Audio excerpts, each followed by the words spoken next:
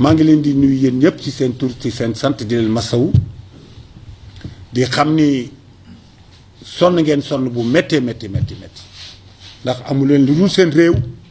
amu leen lu dul yaakaar ci seen réew. li nga xam ni moom laa wax léegi ci tubaab après dinaa ci wax ci wolof mais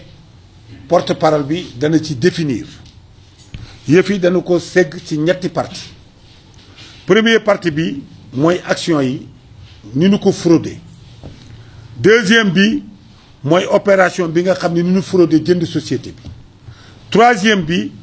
mooy fraude bi nga xam ni moom la ñu def ba jënd ak entreprise bi action yi kenn ku ci nekk xam na ni Sénégal bi nu waxee ni dañuy jënd action ci réew mi ñun ñii ñëpp kenn ku mu ci mën a doon te délai bi ñu jox dafa gàtt ñu waxoon nu xaw ma 8 jours ou moins de 10 jours te jamono yooyu xam ngeen 2002 salaire yi demeewul woon noonu waaye yaakaar bi nga yaakaar ni bokk ci sa société nga xam ni dana la yokkal moo tax ñii amoon na ci ñi am ay terrain jaay ko am na ci ñoo xam ni dañ koy wax carrément dunoo bukki sax pour mën koo am na ci ñoo xam ni dina dem ci banque yee lépp ko loolu yëpp dugal ko ci am na ci ñoo xam ni dina bokkoon ci G6 mais ñu leen di xamal ni le G6 représenté wul un tiers même ci ñi nga xam ni ñoo jënd action G6 suñu yoon nekkul ci moom ñi newoon ci G6 seen xaalis dañ fa dénkaane woon di ko indi di ko dugal ci biir mais G6 délégué wuñu ko ci dara musul nekk dara représenté wul benn actionnaire ci àdduna loolu dañu koy préciser mu leer ci bopp doomu aadama bi ñi nee G6 a ngi fii ci biir ñoom mosunoo jox mandat G6 pour mu leen di représenter loolu pour mu leer beneen bi ci am ñooña débrouillé ba jëndi action am seen yaakaar ñu toog presque ba 2000 je ne sais pas combien ñu ne ñu France daal di xëddeen def seen maguy jaay entreprise bi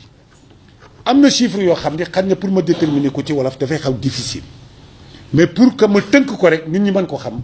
ci foofu laa koy jaaree que nit ñi xam ni yaakaar bi nga xam ni moom nañu amoon pour ba nga xam ni suñu entreprise dana jóg dem ca kaw ñu tas suñu yaakaar bu ñu ci bëggee xam dara nan approché suñuy avocat maître Massokhna Kane cabinet ba lépp nga fa nuy woo gouvernement sénégalais que moom ak magistrat ak procureur ak ñëpp nan saisir le dossier là ñooñu ci seen wàll bopp nu introduire leen en justice le plus rapidement possible parce que duñu nangu nu fab sunum réew phosphate bii nga xam ni moom la doomu aadama yi yaakaar nit ñi war cee mën a liggéey pendant 5 générations benn génération de mooy 100 ans 500 ans ñu ni adduna bi ci wàllu boppam dafay yokk doomu aadama yi dañuy yokk te bu boobaa mbay moo fi sës te mbay mooy dundal nit réew mu amul mbay amuloo dara te lu mën a yokk mbay parce que bu nit bare mooy engrais te engrais bi ñu am moo gën ci engrais yi bu newul premier engrais bi gën ci àdduna bi moo nekk deuxième kenn werante wu ko premier la d'ailleurs Sénégal nag li mu am ci engrais daanaka fépp Sénégal engrais la ba ci Gossas ak Matam ak foo wax ci Sénégal engrais te ñoom nee nañu ñoo koy jëli jox na leen ko sax loolu moom dañ koy retirer parce que njaay mii ñu jënd njaay dañ koo jëndum càcc li ñu ko defee c'est illégal ñun xam nañu ni état du Sénégal lii ñu am état du Sénégal amu ko te xamu ko moo tax ñu interpeller président de la République xam na ne xamuloo ko amuloo dossier yi léegi nag ñun président am nañu lépp li nga xam ni moom nga doon wër jot nañu ko te ni ngeen moom léegi boo bëggee nga ñëw seetal cabinet maître Massokhna Kane ñu jox la lépp bu ko defee teg ko sa loxo nga traduire nit ñi en justice. Comme yow tu es là pour réparer les excusez-moi de vous tutoyer monsieur le président de la République comme vous êtes là en train de rectifier et de reprendre tout ce qui appartient aux Sénégalais mais prenez le cas des ICS en priorité c'est l'élément le plus important dans votre mandat ñoo ngi la koy ñaan président de la République yow ci sa wàllu bopp ci sa mandat bi nga nekk ñu lay xamal ni li xew ci ICS ñoo ngi këyit yi ñoo ngi lépp lu ci war justice bi ci boppam sax ñoom déjà jox na leen ko donc avocat yi nga xam ni ak ñoom ñiy jugé le 28 bu nu suñu borom mayee gudd fan ak wér-gu-yaram lépp dana leer ci réew mi nag c'est le président de la République nous vous interpellons par rapport à cette situation le plus rapidement possible le 28 tout Sénégalais foo mën a nekk ci àdduna na la fekk ca tribunal bu ko defee ngeen seetaan jugement bon xaalis bi xaalisu bi nga xam ni moom la travailleur yi di réclamer sunu dommage et intérêt 300 millions individuellement kooku mën naa ci may porte-parole bi mu yegg ci loolu ak 2056 actionnaires 2056 actionnaires chaque actionnaire réclame 300 millions. Indemnité provisionnelle. waaw d'abord indemnité provisionnelle. indemnité provisionnelle bi 10 millions la. 10 millions. voilà donc chaque actionnaire ci wàllu boppam ñoo ngi koy demander 300 millions de dommages et intérêts waaw. mbooloo mi maa ngi tudd Ousmane Demba Ba nekk porte-parole association bi bëggoon naa nag balaa may tënk li nga xam ne moom la président wax léegi suñu xel dem si ñi nga xam ne ba barka démb rek ñu ngi nekkoon ñun waaye tey yàlla jëlee na leen fi mais seeni jaboot mu ngi fii ñooñu na war mu jaral lu ne pour que lii ñuy sumb bii ñu xeex tey te ñu ànd amoon yéene bokk ci yàlla jëlee leen fii te yaafu saxul leen a dem ñu fexe ba li sotti pour tënk na si li président waxoon léegi damay gàttal rek waaye fàttali nit ñi fa ñu jógee ñun usine ba ñuy wax ICS fa ñuy liggéeyee engrais ñun fa la ñu doon liggéeyee ñu xëy benn bés benn société bu ñu wax société financière internationale am ay cëram boo xam ne dafa bëggoon a wàññi jaay ko loolu la ñuy wax action ci tubaab cër yooyu ñu ngi ko jaayee bu nekk junni te mu toll woon ci fanweeri junni ak ñaar ak juróom-ñaar téeméer ak juróom-benn fukk ak ñett ci cër weeru octobre fukki fenn ci weeru octobre 2002 lañ ñu ko waxoon ñu may ñu ñaar fukki fan ak benn pour que ku nekk ku bëgg a jënd na nga jënd ñëpp xam nañ ne salarié moom fu la di jotee rek programme metti kii na te temps boobu nañu waxante dëgg na ICS salaire bi baaxul woon waaye nag comme que jëf loo xam ne woon jaraloon nañu pour ñu def course pour jàppal suñu pour ëllëg lu ñu fi bàyyi mu bàyyi ko suñu jaboot ñu ne daal nañu xaru rek def ko moo tax de passage maa ngi yàgg naa ko ñu ngi gërëm suñu jaboot yi parce que temps yi metti na ku nekk dem nga kër gi nee na ah takka leen seen biir yëf yi dina metti yàlla suturaal ñu bañ ko defee këyit ba ñu tënkoon pour ñu jaay ñu ko engagement yi si nekkoon yëpp dara la ICS respecté wul président 55 ñaari junni ak juróom fukk ak juróom actionnaire bu ñu toogee foofu ñun ak ku ñu ne comme que nag léegi nag bind nañu ñu ne que faalewuñu waaye ñun nee nañ kon nañ jéem a si beneen pexe si beneen pexe boobu la ñu jógee nag ñu commettre benn ñu wax gis yëpp gars yi lu muy métti métti yëpp retraité yi ku nekk ñu laat la ñaari junni ak ñaar téeméer pour frais dossier ak ñeenti téeméer yoo xam ne ñun moom la ñuy doxee dox suñuy soxla def suñuy ñaan ak lu mu mën a doon bañ ko defee ñu ut huissier ñu ut ay avocat jox leen suñu dossier ñu topp ko di ko topp ba ñu yëkkate si cëppaandoo bi nag fi mu ne si tënk rek parce que du ñu soreti moo di ñun daal toll nañu foo xam ne fii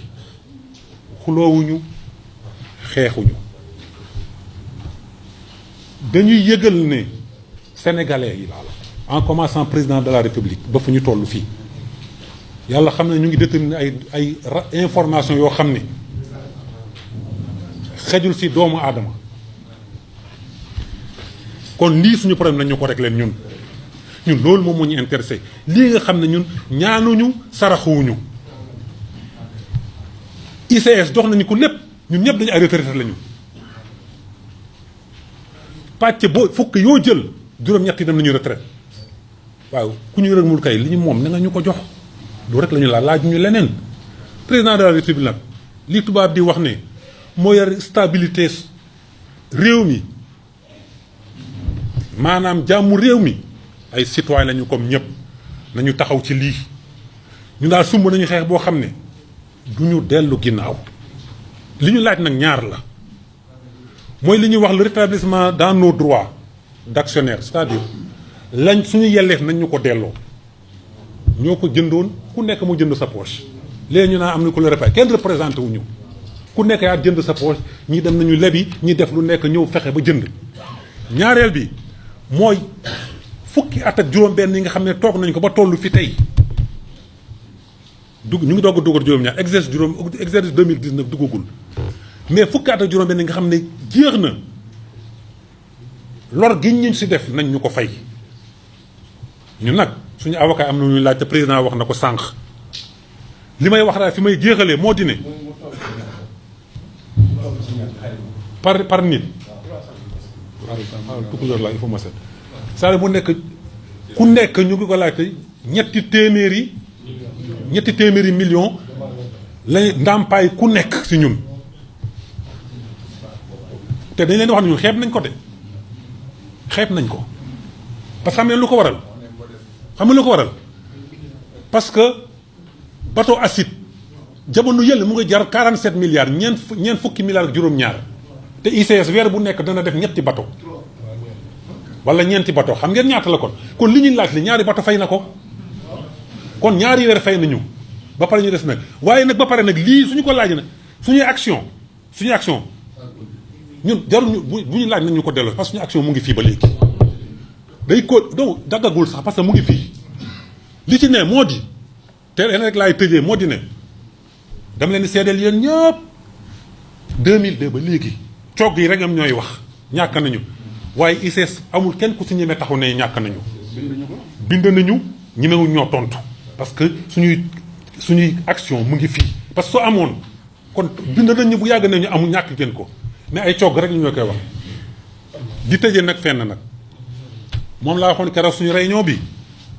neewoon naa nga bi ñu daara tamit dañuy wax ne waaw ñun retraité nañu kii waaye ñu nekk usine gëmuñu yooyu am na ñoo xam ñu ngi nekk fi actif lañu ba léegi ñu ngi leen retraité guñu ba su dee dund amul ba su dund dee amul gis nga ko su war sa jeex di nga génn ICS. liggéeykat yi fa nekk na moo di bu leen tooñ xëy leen waxtu wàcc waxtu respecté seen contrat waaye nag képp koo xam ne wax nañ la fa dara loo xam ne action yi donc moom moo tax ñu leen koy wax leen ñu usine bi wallahi nañ ko arrêté bu yeboon nañ ñu rey bu yem nañ ñu tëj mais leneen cadre beneen cadre boo xam ne liggéey la duñ ko wax du ñu dellu ginnaaw te di nga nag fa laay tëjee dirigeant ICS war nañoo xam ne am na kanam yoo xam ne suñu leen gisee rek war nañu xam ne ñu danañu xuus ba jeex li ñu fi ñuy jëm ragaluñu ko ñaar fukki at ak juróom-ñett nag si fan yi dina am procès de na ñëpp ñëw ku mën na ñëw te maa ngi waxaatee na à partir de tey nag heure boo xam ne toogata ni ba awoote réunion travailleur liggéeykat bi jabar bi doom yi na ñëpp ñëw parce que ñun ku fi gën a néew le yaa ngi am juróom-ñaar fukki at ñun ñëpp ay juróom-ñaar fukki at la ñoom fi ne juróom-benn fukki at kon li ñuy liggéey li ñuy xeex pour suñu jaboot la kon fu ñu tegal suñu daan suñu jaboot ñëw taxaw interpellé ñu ngi woowaat président de la république nag ay citoyens lañu yoo xam ne ils ont donné tout à ce pays jox ñu réew mi lu ne jon kër yi dañuy wax ne bu laaj réew mi sa réew lu mu la wax lan la sa réew loo mën a defal sa réew waaye ñun nous sommes au rebut retraité nañu réformé nañu jeexal nañu ak réew mi moo ñu amel kon boog du ñu toog toll fi ñu toll fi tey ñun ñuy bundu xatal di ñu néewal doole asalaamaaleykum wa rahmatullah